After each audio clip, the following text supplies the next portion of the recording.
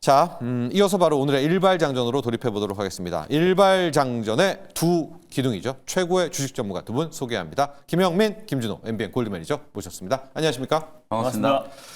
자, 현재 프리마켓 보면 예상대로입니다. 삼성전자가 지금 1%대 하락 출발을 했고요. 하이닉스도 1%대인데 그 밑에 단들이 좀 안 좋습니다. 한미반도체도 2% 넘게 하락 출발. 반도체 소부자 등도 좀 많이들 빠지고 있고 아마 본장이 되면 조금 더 외국인들의 매도세가 이어질 수도 있겠다 이런 생각 드는데요. 영민 매니저, 이 중국도 자기네들도 있다 이거네요. 예, 그냥 아예 세관에서 통관을 멈춰버렸습니다. 실제로 이제 올해 4월 달에 이제 최종적인 무역 협상 타결을 앞두고 이제 중국 쪽에서 뭔가 이제 카드를 준비하고 있다. 제가 이제 일전에도 말씀드렸던 것처럼 트럼프 대통령은 일단 H200 수출을 허용을 했습니다만 중국에서 이게 이제 계속 좀 규제를 하거나 안 받아들이면 이게 매출이 어떻게 되느냐. 요게 이제 좀 고민인 건데 사실은 이제 뭐 트럼프 대통령도 이제 중국 방문할 거고 시진핑 주석도 이제 미국 방문할 거기 때문에 그 과정 속에서 이걸 이제 좀 카드로 대미 협상 카드로 이제 쥐고 있을 가능성이 높다. 그래서 이게 공식적으로 지금 중국 이제 뭐 공상 당국에서 금지를 했다라기보다는 세관에서 일단 이제 통관을 뭐 못하게 이제 만든 거잖아요. 그래서 이게 뭐 이미 주문이 나왔던 건 그러면 어떡하고 앞으로 나오는 거에 대해서 이제 어떻게 할 것인지에 대한 그런 구체적인 어떤 규제가 아니었기 때문에 뭐 제가 볼 때는 아주 큰 악재는 아니었다라고 보는데 다만 이제 요 이슈 때문에 간밤에 미국의 반도체 기업들의 흐름이 안 좋았어요. 엔비디아도 요 이슈 때문에 한 2% 가까이 조정이 좀 들어왔고 마이크론 테크놀로지도 조정이 조금 들어왔고 브로드컴도 컸고요. 네, 브로드컴도 지금 4% 넘게 이제 또 하락이 좀 들어왔었기 때문에 그런 부분들 때문에 약간 제가 이제 조금 찝찝한 부분은 이거예요. 반도체 업황이나 뭐 그런 기대감이 워낙 강한데 이제 본격적으로 또 실적 시즌이 시작됐잖아요. 그럼 우리가 항상 또 실적 시즌 시작되면 이제 어찌 보면 빅테크 기업들의 AI 버블론과 또 한 번 더 싸워야 되거든요. 그리고 아까 앵커님 브리핑 잘 해주셨던 것처럼 뭐 오라클에 대한 이런 이슈들 막 이런 것들이 막 겹치면서 이제 오늘 빅테크 기업들이 좀 조정을 좀 받았기 때문에 아무래도 이제 오늘은 반도체 업종에 대한 투자 심리가 조금은 좀 위축될 수밖에 없는 그런 상황으로 보여지는데 그래서 어제도 막판에 그냥 삼성전자가 그냥 14만 원 위로 들어올리는 그런 흐름이 나타났잖아요. 기관들이 뭐 작심했나 봅니다. 그러니까 이제 웬만해 하면 이제 삼성전자, 하이닉스를 이제 포기하지 않는 이제 그런 흐름. 그리고 개인 투자자분들도 조정만 들어오면 이제 살라고 하는 이제 수급들이 워낙 강하기 때문에 많이 빠질 것 같지는 않거든요. 근데 이제 조금 쉬어가는 구간 이제 반도체 기업들은 삼성전자가 14만 원 이제 넘어섰고 하이닉스가 78만 원 한번 넘어서고 난 이후에는 한 일주일 정도 어찌 보면 이게 기간 조정을 거치고 있는 거기 때문에 오늘도 약간 이제 그런 흐름이 나타날 수 있는 가능성이 있다. 다만 업황의 관점에서 봤을 때는 저는 뭐 중국 세관에서 통관을 뭐 못하게 만들었다. 이게 뭐 메모리 반도체의 업황이라든지 또 AI 반도체 업황에 타격을 줄 만한 이제 그런 이슈는 아니기 때문에 단기적인 재료로 충분히 좀 빠르게 소화가 좀 되지 않을까 이렇게 말씀을 좀 드리겠습니다. 자, 삼성전자와 하이닉스 이렇게 한 1%대 하락 출발하는 거 정말 모처럼 보고 있는데요. 장점도 있는 것 같아요. 무슨 장점이 있느냐? 이 삼성전자, 하이닉스의 프리마켓에 빠지니까 이 돈들이 바이오 쪽으로 오늘 지금 굉장히 가서 프리마켓에서 바이오가 이렇게 좀 뜨거운 적도 처음이었었습니다. 바이오 쪽이 좀 빨갛고 2차 전지도 이제 함께 반응하고 있는데 준호 매니저, 반도체에서 돈 좀 빠져나간다라고 하면 그간 잘 나갔던 데가 반도체와 또 하나 로봇을 둘 수 있지 않겠습니까? 지금 로봇 상황도 좀 보니까 뭐 로봇은 그냥 뭐 아직 뭐 하락은 아니지만 유진 로봇이 또 8% 급등하네요. 로봇 오늘 어떻게 될까도 한번 보도록 하고 어제 히트작은 아진 엑스텍이었잖아요. 맞아요. 아진 엑스텍, 또 뉴로메카, 지금 유진 로봇 뭐 세 종목을 한번 풀어가 보죠. 일단 뭐 뉴로메카 같은 경우는 이제 삼성자산운용사에서 어떤 지분 투자 소식도 나왔고 또 자체적으로 이제 스마트 액추에이터 그리고 휴머노이드 로봇의 어떤 공개로 인해서 좀 최근에 좀 큰 시세가 들어와줬고 어제도 거의 뭐 상한가 언저리까지 거의 2거래일 동안 거의 60%대 상승 흐름이 나와줬고요. 그리고 뉴로메카가 좀 시세가 이제 분출되면서 그동안 상대적으로 로봇 섹터 내에서 조금 상승폭이 좀 제한적이었거나 소외가 됐던 종목들 중심으로 좀 강한 반등 흐름이 나왔는데 대표적으로 유진 로봇이었어요. 유진 로봇 같은 경우도 항상 이제 로봇 청소기 그리고 또 이제 정치 테마주로 좀 이제 묶이면서 그동안 이제 자체적인 어떤 물류 로봇과 그리고 이제 산업용 로봇 관련해서 핵심적인 기술력을 가지고 있음에도 불구하고 다른 로봇들 대비해서 상승이 좀 제한적이었다라고 좀 소개를 해드렸었는데 어제 유진 로봇이 좀 강한 시세가 들어와주면서 거의 27%, 거의 28% 가까운 좀 추가 네. 상승 흐름이 나와줬어요. 그래서 어제 사실 새로운 이슈가 나왔던 건 아니고 그동안 이제 로봇 섹터 내에서 기술력은 있지만 상대적으로 좀 상승폭이 좀 제한적이었던 좀 소외주 중심으로 좀 시세가 좀 강하게 유입되지 않았나라고 좀 보고 있고 아지네스텍도 좀 대표적이 아니었나라고 좀 보고 있습니다. 그래서 아지네스텍 같은 경우도 사실 이제 로봇 모션 제어기 쪽에서 이제 가장 핵심적인 기술을 가지고 있고 사실 고객사가 삼성전자예요. 네. 그래서 정확히 말하면 RS 오토메이션이 로봇 모션 제어기를 개발을 했고 그리고 아지네스텍 같은 경우는 산업용 모션 제어기 그 안에 부품을 공급하고 있는 대표적인 좀 기업이라고 보시면 될 것 같은데 로봇 모션은 또 아니잖아요. 맞습니다. 근데 네. 그게 이제 로봇 모션으로 확장될 간다. 수가 아, 있는 거고 네. 또 실제로 이제 그 RS 오토메이션이 로봇 모션 제어기를 이제 국산화에 성공했는데 거기에 들어가는 또 부품은 또 아지네스텍 부품이 사용될 수 있고 특히 산업용 로봇에 있어서 결국 이제 삼성전자의 어떤 2030년 무인 공장 도입에 있어서 결국 아지네스텍의 역할이 더 커질 수 있다라는 어떤 전망이 같이 좀 나와주면서 어제 좀 상한가를 안착하지 않았나. 그래서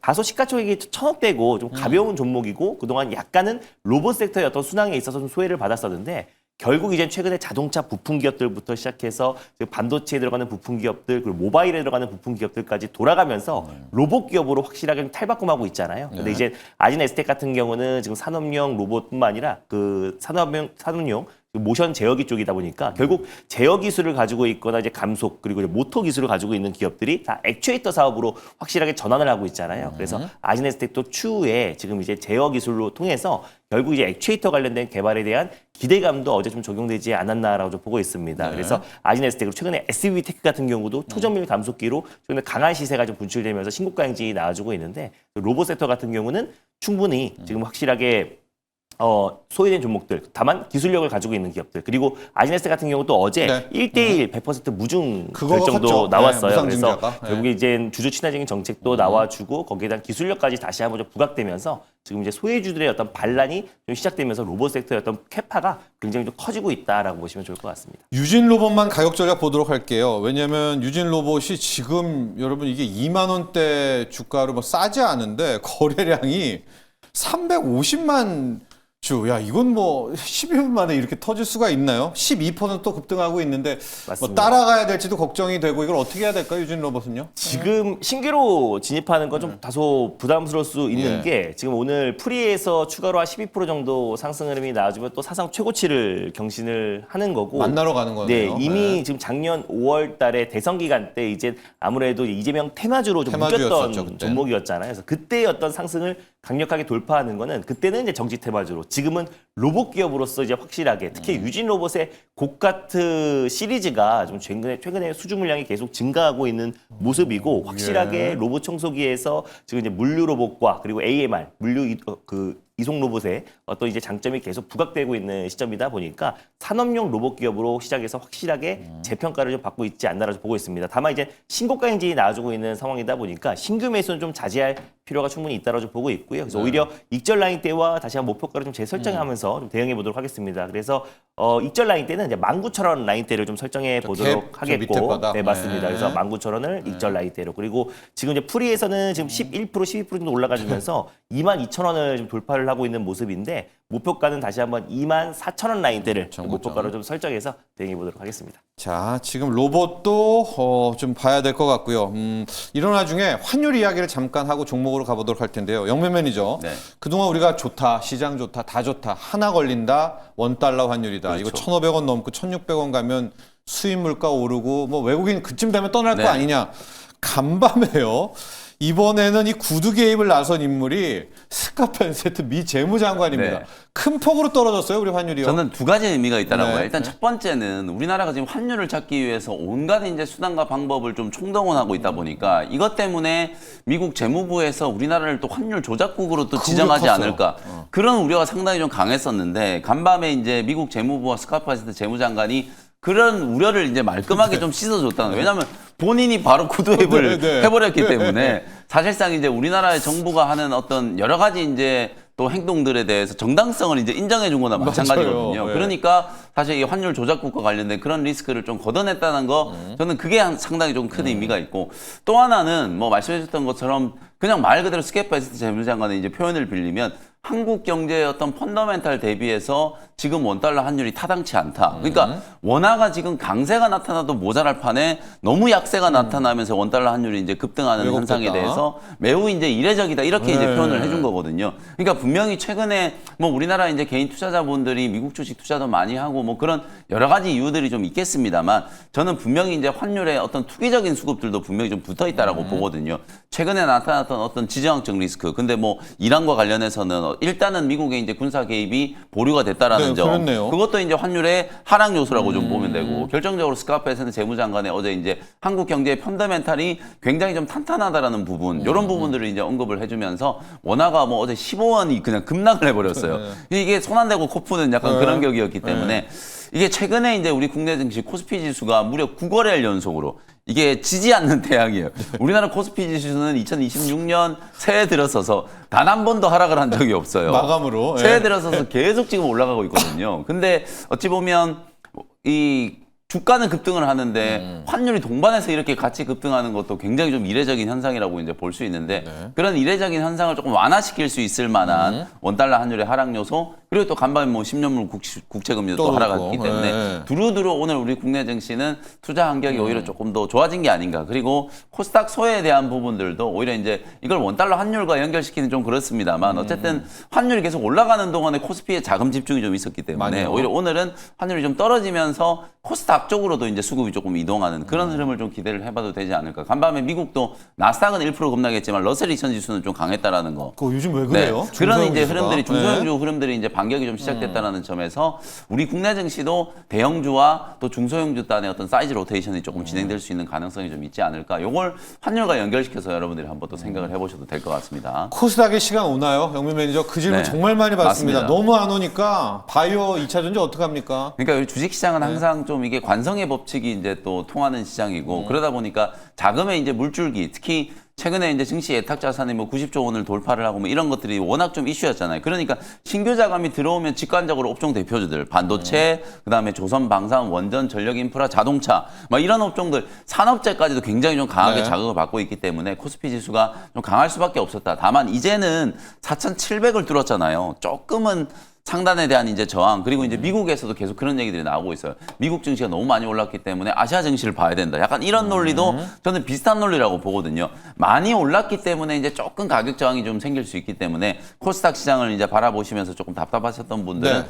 오늘은 이제 코스닥 지수도 조금 이제 반등의 기지개를 좀 켜줄 수 있지 않을까 그렇게 한번 기대를 좀 해보겠습니다. 그렇습니다. 환율 우려가 정말 컸는데 베센트 재무장관이 도와줄 줄은 정말 꿈에도 예상을 몰랐습니다. 못했던 예, 오늘 한국은행 금통위 시간이 있습니다. 이창용 총재가 조금 더 강하게 좀 밀어붙여주기를 기대해 보도록 하면서 준호 매니저의 일발로 가보도록 하겠습니다. 오늘의 일발은 어디로 향할까요? 오늘은 이제 포스코 그룹주에서 이제 탑픽 종목하는 종목을 선정해 봤는데 사실 뉴로메카도 이제 포스코 홀딩스의 이제 지분 투자를 받고 좀 큰 시세가 이제 분출되고 있는 상황이잖아요. 그래서 앞으로 이제 포스코 그룹과의 어떤 시너지 효과와 결국 이제 산업 또 스마트 팩토리 어떤 대전환에 있어서 좀 수혜를 받고 있는 건데 그 안에서 가장 이제 중심축 역할을 할 수 있는 탑픽 종목을 선정해 봤습니다. 바로 포스코 DX라는 기업을 오늘 탑픽 종목으로 가져와 봤는데요. 예. 결국 포스코 그룹의 산업 디지털 전환을 이끄는 기업이라고 보시면 좋을 것 같아요. 제가 예전에 제가 이제 현대오토 에버를 들고 오면서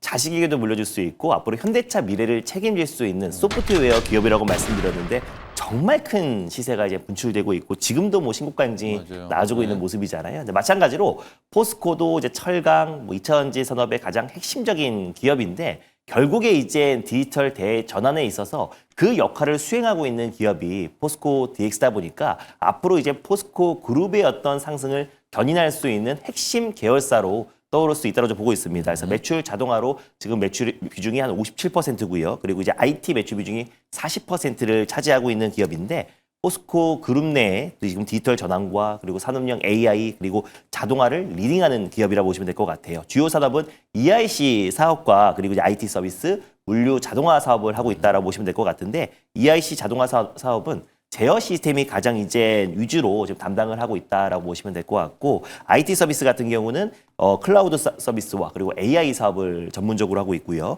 그리고 물류 사업은 물류 자동화 사업을 역할을 맡고 지금 진행을 하고 있습니다. 그래서 실질적으로 포스코 그룹의 어떤 공장의 자동화와 그리고 IT 서비스를 담당하는 핵심 기술 계열사라고 보시면 될 것 같고 앞으로 향후에 이제 포스코 그룹도 산업 라인에 전반적으로 따지면 공장 무인화와 그리고 산업용 로봇 그리고 디지털 트윈 그리고 그렇죠. AI 기반의 네. 스마트 팩토리 구축을 하고 있는 상황이다 보니까 결국 저는 포스코 DX가 올해의 어떤 이제 폭발적인 어떤 매출 성장이 충분히 기대가 된다라고 좀 보고 있습니다. 예. 거기다가 포스코 DX 같은 경우는 이제 피지컬 AI 쪽으로도 확실하게 좀 뛰어들었는데 미국의 이제 페르소나 AI라는 지금 휴머노이드 로봇 개발사와 같이 협력을 추진을 했어요. 그래서 200만 달러 정도를 투자를 하기도 했고 같이 지금 이제 협력을 해서 결국 피지컬 AI 산업을 계속 확대해 나가고 또 실제로 지금 이제 산업 라인에 실제로 로봇 개발 협력과 그리고 산업 현장을 도입을 위한 파트너십을 체결했다는 점에서 포스코 그룹의 어떤 이제 로보틱스와 휴머노이드 로봇 산업 그리고 스마트 팩토리에 있어서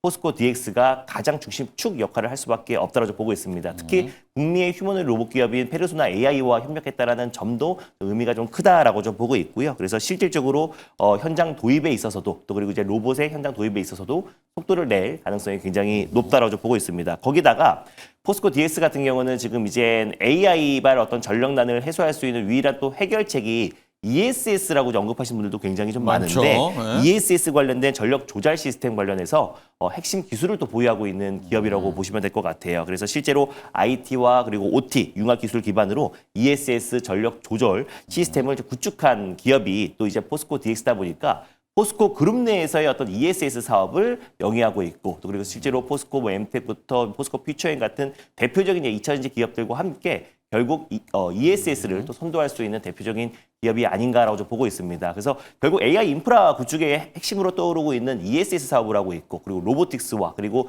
산업용 팩토리 관련된 또 이제 스마트 디지털화. 팩토리 사업 네. 하고 있고요. 그리고 이제 포스코 그룹의 어떤 디지털 대전환을 선도하고 있는 기업이다 보니까 올해의 어떤 이제 폭발적인 어떤 성장과 포스코 그룹의 어떤 상승을 충분히 견인할 수 있다고 보고 있어서 현대차 그룹에 현대오토 에버가 있었다면 포스코 그룹에는 포스코 DX가 있다라는 거를 한번 확인시키고자 오늘 탑픽종으로 선정해봤습니다. 그렇습니다. 오늘 준호 매니저는 포스코 그룹의 일종의 디지털 서비스 소프트웨어와 총괄하는 네, 그렇죠. 스마트 공장의 포스코 DX를 골랐습니다.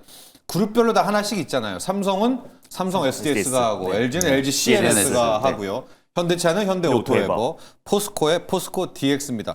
가격이 근데 좀 떠 있는데요, 프리마켓에서. 예. 지금 프리마켓에서 5.7% 정도 좀 상승 흐름 나와주고 있는데 이제 매수가는 3만 원 미만에서 그러니까 3만 원 부근대에서 일단 1차 매수를 한번 설정해 보도록 하겠고요. 목표가는 35,700원을 한번 설정해 보겠고 그리고 손절 라인대는 25,500원 라인대를 말씀드려 보도록 하겠습니다. 네, 자 오늘의 일발 포스코 DX 준호 매니저의 일발이었었고요. 요즘 계속되는 뭐 이슈 싸움이 뭐냐면 에너지 원이 가느냐 아니면 아직까지 에너지 원 전에 에너지 인프라를 더 깔고 가야 되느냐.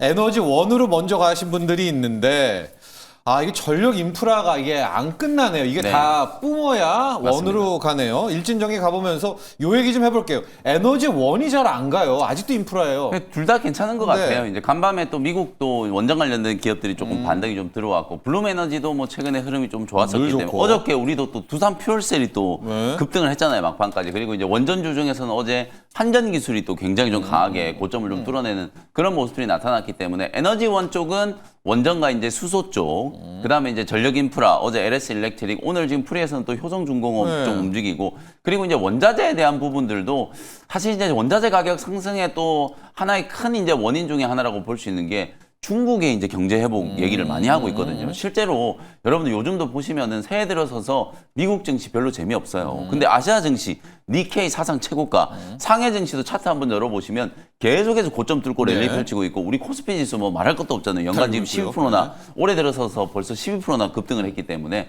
그런 아시아 증시의 어떤 이제 뜨거운 상승세가 아시아 이제 동북아 권역의 어떤 경제 회복, 경제 성장에 대한 이제 기대감이 좀 반영되는 거다. 이렇게 보면 원자재 관련된 이제 종목들과 전기 전선 관련주 그리고 전력 인프라 그리고 이제 에너지 이렇게 이제 같이 갈 수밖에 없다. 결국은 방금 뭐 말씀드렸던 이제 이런 이슈를 보면 왜 제가 이제 에너지와 이제 전력 인프라가 같이 갈 수밖에 없다라고 말씀을 좀 드리냐면 미국도 실제로 메타가 이제 원전 기업들하고 테라파워라든지 오클로 이런 기업들하고 6.6기가 이제 규모의 협약이요. 장기 공급 계약을 네. 이제 체결을 했었잖아요. 이제 그런 부분들을 감안하면 데이터 센터를 계속 짓고 인프라를 까는데 그 한켠에서는 에너지에 대한 문제가 계속 이제 제기될 수밖에 없는 거예요. 미국의 트럼프 대통령도 전기요금 인상에 대한 우려까지 이제 꺼내들면서 물론 이제 약간 선거를 앞둔 이제 그런 발언이긴 합니다만 기업들이 알아서 책임져라 이렇게 얘기를 나오고 있기 때문에 이제 전력 인프라의 어떤 고도화 그리고 이제 노후화된 전기 전선의 어떤 교체 수요 이런 것들이 이제 계속 나타날 수밖에 없는 거죠. 그러니까 우리 국내에서도 뭐 LS 일렉트릭이라든지 안 빠져요. 호성중공업 호성중공업이. 그리고 네. 뭐 조금 아래따는 일진전기, 산일전기 이런 종목들이 계속해서 이제 강하게 좀 상승하는 모습이고 그 다음에 이제 대한전선도 사실은 이제 전선과 관련된 이제 이슈에서 강한 이제 상승 흐름이 나타날 수 있는데 어찌 보면 좀 대한전선은 약간 이제 조금 노이즈가 될 수도 있다라는 생각이 좀 드는 부분이 잘 가다가 주가 좀 꺾였잖아요. 이게 우리나라 지금 화면에 나가는 것처럼 네네네. 지금 미국이 오늘 밤에도 이제 미국 연방 대법원이 판결을 또 유보했는데 어쨌든 관세에 대한 거 사실상 이제 상호 관세에 대한 이제 그 우리가 관세 냈던 거 다시 환급해달라는 소송을 국내 기업 중에 처음으로 대한전선이 먼저 제기를 했어요. 네.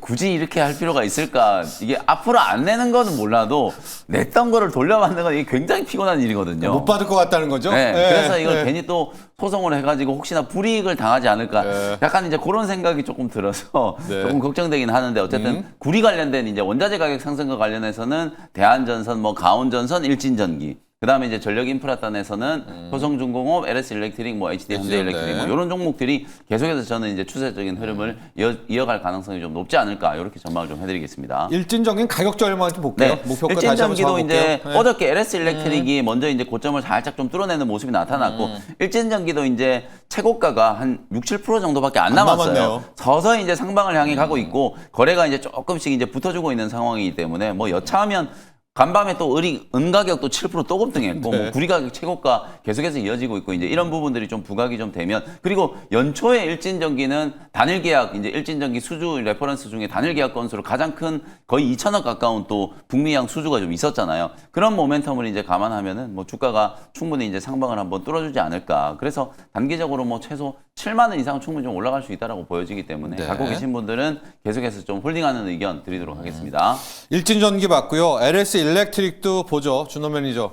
이렇게 보면 주식이 그냥 시세를 끝까지 맞습니다. 다 먹고 끝나는 것 같아요. 전력 인프라가 안 끝납니다. 좀 빠르신 분들이 가스도 가고 원전도 가고 태양광도 가지만 거기 시세는 안 주고 이쪽 시세는 계속 가네요. LS 일렉트릭도 볼까요? 그러니까 제가 그 코스피 쪽이 워낙에 또 강세이기도 하고 그래서 이제 반도체 SK 하이닉스와 삼성전자의 어떤 수급이 이제 코스닥의 소부장 쪽으로 수급이 확산되는 게 아니라 오히려 지금 순번대로 이제 AI 칩이 움직이고 나서 오히려 이제 전력기기 또 이제 변압기 쪽으로 이제 수급이 확산됐고 한번 줬잖아요, 시세를. 맞아요. 그래서 가장 먼저 또 친고가를 다시 재갱신할 수 있는 게 LS 일렉트릭이다라고 좀 이번 달 초에도 좀 소개를 해드렸었는데 일단 LS 일렉트릭이 이제 배전반, 북미 지역의 배전반은 90%를 책임지고 있는 기업인데 미국은 이제 송전보다 배전 시장이 훨씬 더 크잖아요. 이런 부분도 있고 그리고 최근에 12월 달, 11월 달이 사실 AI 거품론이 가장 컸을 때인데 그걸 비웃기려도 하듯이 LS 일렉트릭은 거의 뭐 일주일에 한 번씩 수주가 이어졌습니다. 네. 그래서 북미향 어떤 수주 물량이 정말 폭발적으로 증가하고 있다라는 부분도 굉장히 좀 의미가 있다고 좀 보고 있고요. 그리고 또 향후에 XAI에 실질적으로 지금 전력 기기를 공급하고 있는 대표적인 기업이잖아요. 그래서 250억 달러를 조달을 했고 이미 두산 에너빌리티에 추가적으로 가스터빈 3기를 공급 계약을 체결했는데 그럼 조만간에 LS 일렉트릭의 AI 인프라 투자에 있어서 변압기 추가 수주에 대한 기대감도 여전히 살아 있고요. 그래서 최근에 좀 시세가 세게 가장 먼저 분출되고 다시 한번 사상 최고치를 경신했던 이유도 2025년도의 어떤 수주 목표치를 초과 달성할 수 있을 거라는 기대감입니다. 왜냐하면 3분기까지가 2조 1천억 원이었고요. 그리고 이제 4분기만 1조가 넘어서 가지고 가이던스가 2조 9천억이었기 때문에 오히려 이제 2025년도에 가이던스를 초과 달성하고 그리고 배전반의 어떤 이제 수주가 계속 이어지고 있는 상태에서 지금 이제 초고화 변압기에 대한 어떤 이제 수주도 좀 폭발적으로 좀 증가하고 있는 상황이다 보니까 오히려 2026년도가 훨씬 더 기대가 되고 특히 LS 일렉트릭을 비롯한 효성중공업, HD현대 일렉트릭 같은 경우가 지금 이제 공격적인 증설을 진행을 했었잖아요. 그 성과가 올해부터 이제 반영이 되기 때문에 그래서 2025년보다 2026년도에 어떤 매출 성장이 더 기대가 된다라는 점에서 지금 이제 폭발적인 어떤 그 시세가 분출되지 않았나라고 보고 있어요. 이제 그만해라, 지겹다 이런 거는 안 되죠. 네, 왜냐하면 맞습니다. 7배, 6배가 올라도 또 출발하려는 것 같은데 네. 이게 맡길까요, 추세? 저는 뭐 LS 일렉트릭이 네. 신고가를 이제 갔으니까 네. 이제 순번적으로 이제 또 HD현대 LG 일렉트릭, 일렉트릭? 일진전기, 효성중공업이 좀 돌아가면서 신고가가 나올 수밖에 없는 게 올해도 좀 구조적인 성장과 그리고 네. 슈퍼사이클 기조가 여전히 저는 살아 있다라고 좀 보고 있어서 오히려 저는 LS 일렉트릭의 신고가로 일진전기와 HT 일렉트릭, 효선중공업 그 밑단이 뭐 산일전기까지 인프라 우리가 좀 팀. 관심을 가져야 되지 않을까 보고 있습니다. 네. 현재 K증시는 전력 인프라가 아직까지도 시세를 내고 있고요. 프리마켓 상황 좀 보도록 하겠습니다. 계속해서 바이오 쪽이 전반적으로 돈들이 다 들어오는 것 같아요. 삼성전자, 하이닉스 그리고 소부장이 좀 쉬거든요. 뭐 많이 빠진 건 아닙니다. 그거에 훈풍을 좀 받고 있는 것 같은데 영민 매니저, 바이오 중에서 지금 상승률로는 G2G 바이오가 3.9%로 가장 높습니다. 네. G2G 바이오 가보죠. G2G 바이오가 이제 지난주에 굉장히 좀 강하게 장대 항목 만들면서 네. 8만 원대를 한번 뚫었다가 한 2, 3일 정도 또 눌림목 조정을 좀 받았고 어제 제가 이제 말씀드렸던 것처럼 어제 제가 이제 장 끝나고 공개 방송 해드리면서도 지금 JP모건 헬스케어 컨퍼런스 시작하고 나서 그냥 모조리 다 세론이 돼버리고 있는 상황인데 네. 호재들은 계속 지금 쌓이고 있거든요. 그래서 이제 JP모건 헬스케어 컨퍼런스에서 나타나고 있는 여러 가지 이제 또 이벤트들 여러분들이 좀 주목하셔야 되는 거 리뷰를 쫙 좀 해드렸고 아직 네. 이제 이틀 남았거든요. 내일까지 이제 좀 진행되는 거기 때문에 사실은 이제 G2G 바이오하고 연결될 수 있는 어떤 재료가 있었어요. 노보 노디스크가 지금 이제 위고비의 매출액이 40자로의 추월을 당했잖아요. 그러니까 이게 원래 이제 노보노디스크가 이 비만 치료제의 대장이었고 위고비가 가장 좀 상징성을 가지고 있었는데 이걸 이제 일라일리에 추격을 좀 당하다 보니까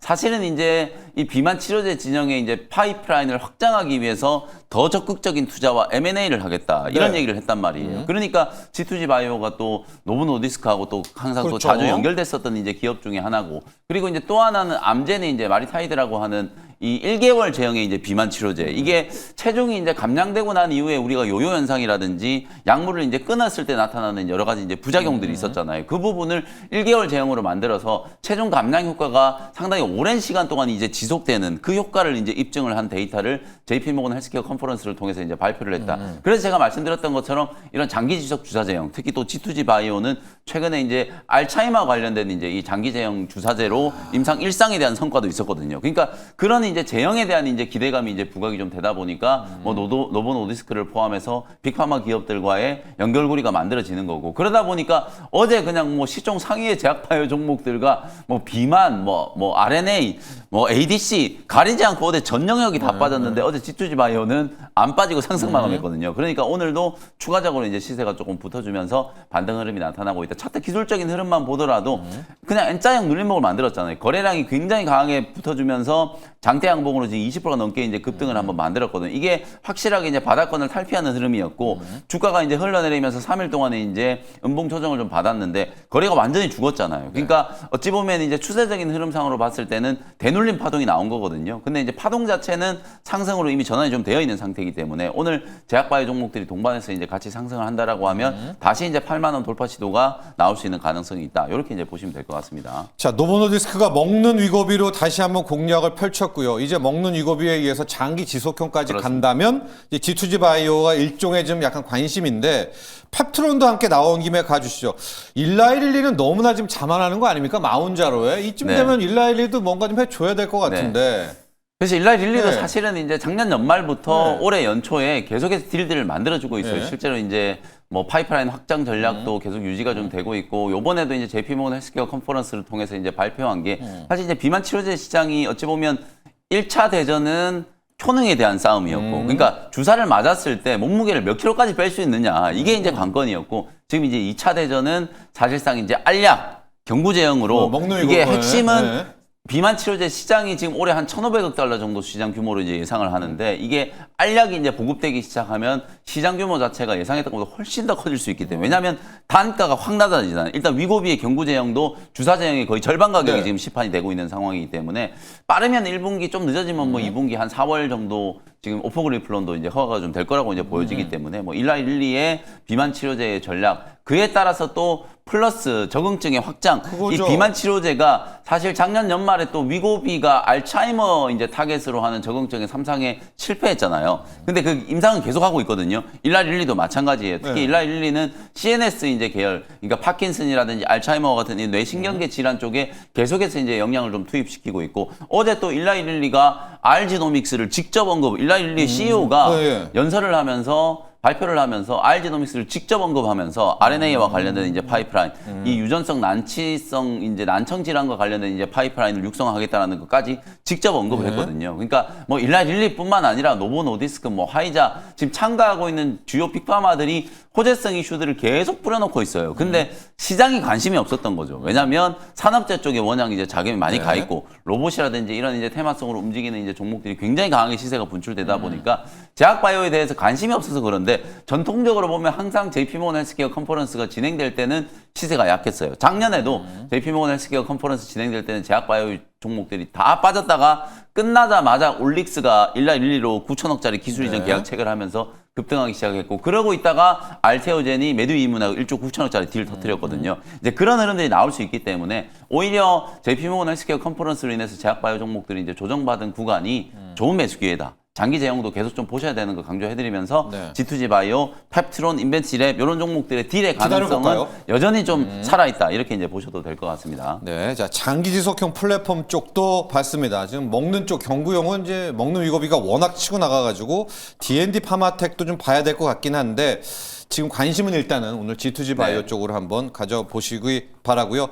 프리마켓 놓고 보면은 이 종목의 끝은 어딘가 또 궁금한데 한화 시스템입니다. 준호 매니저 참 이걸 할 수도 없고 안 할 수도 없고 매일 하니까요. 근데 매일 가요. 맞습니다. 뭐 지금은 또 이제 뭐 뭐 어떡해요? 하나그룹의 뭐 인적 분할의 네. 이슈 때문에도 더 추가적인 상승이 나와주고 있는 것도 있는데 일단 뭐 하나 시스템은 결국 이제 우주 방산에 있어서 뭐 국내에서 가장 이제 선도 기업이고, 그러니까 사실 딱 신년사에서 그리고 또 이제 연초에 김승현 하나그룹 회장의 어떤 한화의 앞으로 미래 방향 로드맵을 사실 제시했다라고 좀 보고 있습니다. 그래서 결국 이제 한미 마스가 프로젝트에서도 하나가 온전히 책임지겠다는 각오로 임하겠다라고 밝히기도 했고, 그리고 실제로 제주 우주센터까지 방문을 해서 결국 이제 한화의 사명은 우주다라고 언급을 했기 때문에 그 두 가지의 모멘텀을 다 가지고 있는 기업이 하나 시스템이고, 거기다가 이제 필리 조연소가 밀려드는 어떤 수주 물량을 대응을 못하고 있어요. 너무 지금 공간이 좋기 때문에. 네. 그래서 저는 빠른 시일 내에 정말 이 정도의 어떤 각오라면 정말 빠른 시일 내에 다시 한번 제2의 필리 조선소를 또 그리고 미국 내의 조선소를 빠르게 인수할 가능성이 높지 않을까. 그럼 또 그거를 또 이제 주도할 수 있는 기업은 하나 시스템이고, 그리고 최근에 네트워크 또 이제 방산이라든지 또 그리고 이제 저궤도 위성통신 구축 작업 그리고 또 안티드론 여러 가지 어떤 이제 최첨단 어제 방산에 있어서도 하나 시스템이 또 선도한다라는 어떤 기대감이 계속 적용되고 있는 상황이다 보니까 최근에 이제 하나그룹의 어떤 전반적인 어떤 이슈와 그리고 최근에 어떤 모멘텀 이런 것들이 지금 종합돼서 지금 강하게 시세가 분출되고 있지 않나를 보고 있습니다. 다만 이제 말씀드리고 나서 한 지금 64% 정도의 어떤 상승 흐름이 나와주고 있고 지금 프리에서 7% 더 올라가고 있으니까 한 70% 수익이 넘어가고 있는 상황이에요. 그래서 저는 이제 지금 신규로 진입하기에는 사실은 좀 이제 부담스러운 위치가 아닌가로 보고 있습니다. 그때도 이제 목표가를 상향해서 7만에서 7만 5천 원을 말씀드렸었고 3,500 그것 또한 이제 갔는데. 돌파해서 지금 9만 6천 원. 그러니까 저는 어느 정도 이제 가격적 그 심리적인 라인대인 10만 원 라인대는 한 번은 돌파할 가능성이 충분히 높다라고 좀 보고 있어서 다시 한번 이제 목표가를 재상향을 하면은 오히려 목표가는 11만 원 정도 수준을 다시 한번 목표가로 재상향하도록 하겠고요. 그래요? 기보유자의 관점에서 익절 라인 때만 다시 네, 한번 익절 라인만 잡아주시죠. 설정해 드리도록 하겠습니다. 그래서 일단은 지금 프리에서 9만 4천 원 정도 수준에서 움직여주고 있어서 일단은 본장 기준으로 9만 2천 원 라인대를 익절 라인대로 좀 잡고 대응해 보도록 하겠습니다. 자, 한화 시스템입니다. 근데 3차 목표가는 아닌 거죠. 네, 아까 네, 이제 10만 원 맞습니다. 넘는 거는 기보유자의 관점에서 기보유자의 한번 가보자. 관점에서 네. 가지 않겠느냐 한 거고요. 익절 라인 네. 9만 원대 잡아 주셨습니다. 그리고 한 종목을 잠깐 보고 영민 매니저 일발로 가볼 텐데요. 이 OCI라는 화학주입니다. 이제 그제 작전하면서 화학주의 시간 뭐 이야기를 했었는데 이 OCI 홀딩스라는 회사는 완전 다른 회사입니다. 그러니까 인적 분할을 해서 사업군이 달라요. OCI 홀딩스는 태양광이고 이 OCI라는 회사는 화학회사인데요.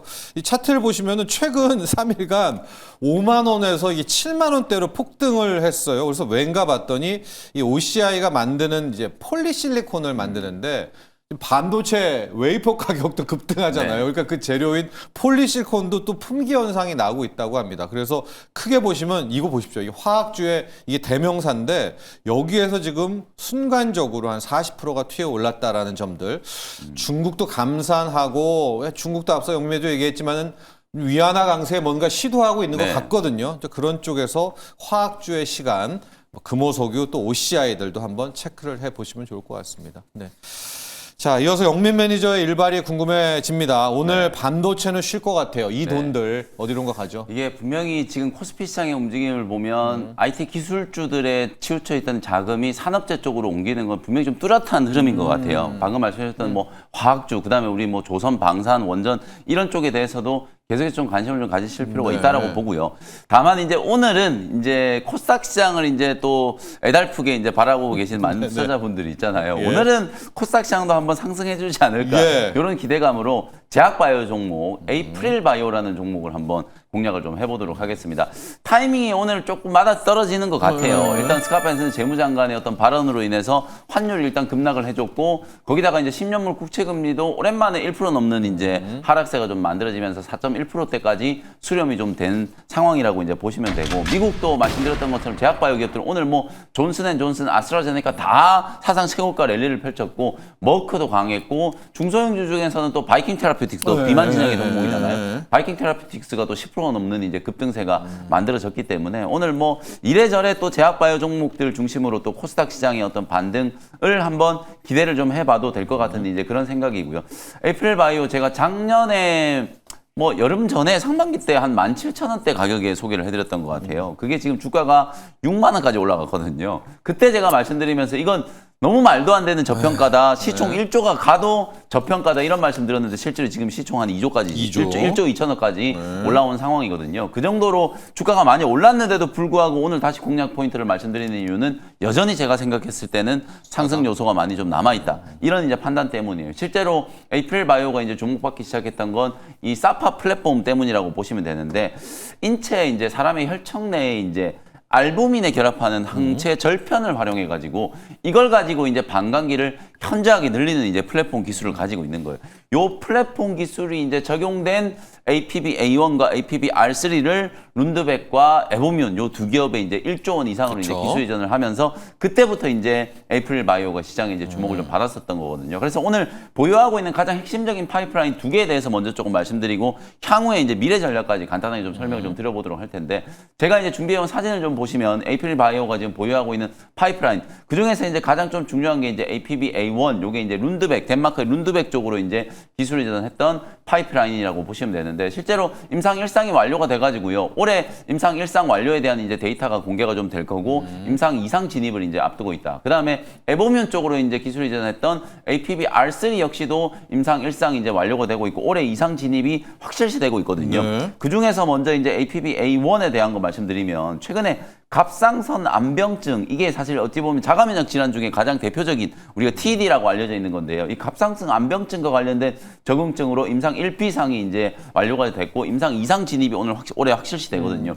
근데 최근에 그 경쟁 기업들 바토클리밥 많이 들어보셨잖아요. 한올바이오 파마가 이게 지금 이뮤노반트가 바토클리밥을 반환 한 해 만에 막 이러면서 이 TD에 대해서 발을 조금 빼는 듯한 이제 그런 제스처가 좀 나왔었고 그 다음에 알제넥스 이것도 이제 알제넥스도 자가면역 질환 치료제에 있어서 뭐 베스트 인 클래스로 이제 평가받고 있는데 알제넥스도 TD에 대해서 임상을 중단해 버렸어요. 그러니까 남아 있는 유력한 파이프라인 중에 임상 효과가 잘 나오고 있는 건 지금 룬드백으로 기술이 나왔던 APB-A1인 거예요. 그러니까 오히려 APB-A1의 이제 가치가 더 높아질 수 있는 가능성. 실제로 적응증 확장에 대한 부분들을 지금 그 룬드백의 CEO들이 실적 발표를 할 때마다 계속해서 좀 강조를 하고 있는 상황이기 때문에 이상 진입과 함께 적응증 확장 그러면서 이제 마일스톤이 이제 추가적으로 좀 유입되는 이제 그런 구조를 생각을 좀 해봐야 될 것 같고요. 그 다음에 에보뮨 쪽으로 이제 기술 이전한 APB-R3도 에보뮨이 지금 나스닥 상장을 지금 추진을 하고 있잖아요. 그런 이제 기대감이 이제 반영이 좀 되면서 APB-R3에 대한 것도 사실상 이제 좀 투자 역량을 또 강화할 수 있는 기대감이 이제 반영될 수 있기 때문에 올해 어찌 보면 에이프릴바이오는 주요 파이프라인 두 개가 임상 2상 진입과 함께 또 적응증을 이제 다양하게 확장하면 사실상 기존의 이제 기술 이전과 똑같은 이제 계약 구조가 한 번 더 체결되는 거나 마찬가지이기 때문에 적응증이 확장될 때마다 또 마일스톤 유입이 지금 되는 거거든요. 그야말로 이제 돈 버는 이제 바이오텍 기업으로 이제 변모를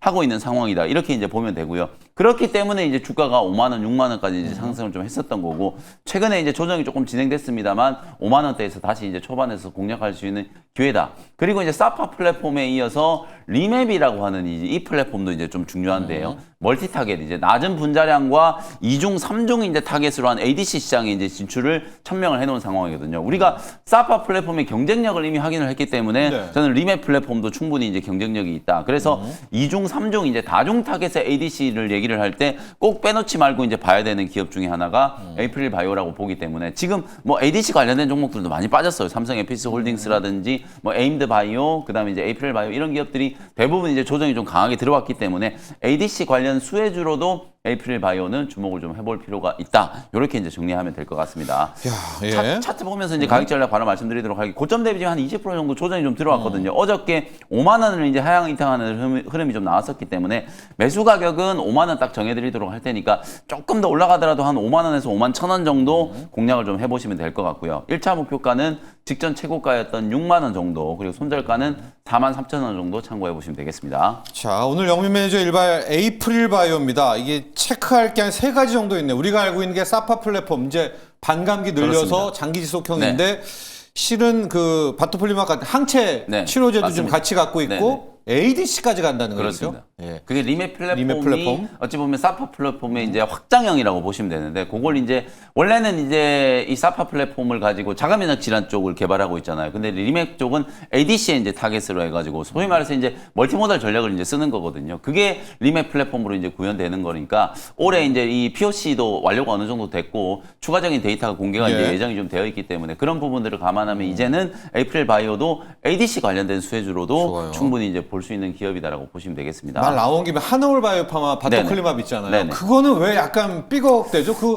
또 컸잖아요. 이게 네, 딴 저는 회사 이야기긴 한데 이게 이제 예. 반환될 가능성은 크지 않다라고 봐요. 크진 왜냐하면 않아요. 이게 네. 이제 이뮤노반트의 어떤 전략적인 행보라고 보시면 되거든요. 일단은 상업적인 성과를 이제 이뮤노반트가 판단했을 때는 IMBT 1401보다는 1402가 조금 더 높게 평가를 좋아서? 받지 않겠는가. 네. 그래서 실제로 이뮤노반트가 지금 M&A 매물로 나와 있는 상황이기 때문에 본인들의 몸값을 높이기 위한 좀 전략이다. 전략적인 차원의 행보인 거지. IMBT 14 그러니까 바토클리맙이 가치가 없다라는 의미가 전혀 아니기 때문에 한올바이오파마는 여전히 이제 바토클리맙과 또 IMBT 1402에 대한 또 오너십을 갖고 있는 기업이잖아요. 이제 그런 부분들을 감안하면 뭐 한올바이오파마도 괜찮고 뭐 충분히 에이프릴 괜찮다. 바이오도 네. 그 분야에 있고 네. 두 가지 측면 함께 보시면 될 것 같습니다. 자, 오늘 영민 매니저의 일발은 에이프릴 바이오를 향했고요. 앞서 준호 매니저는 포스코 그룹의 디지털 전환 책임지는 기업. 포스코 DX. DX였습니다. 자, 여기까지 하죠. 오늘도 성공 투자하십시오. 감사합니다. 맞습니다.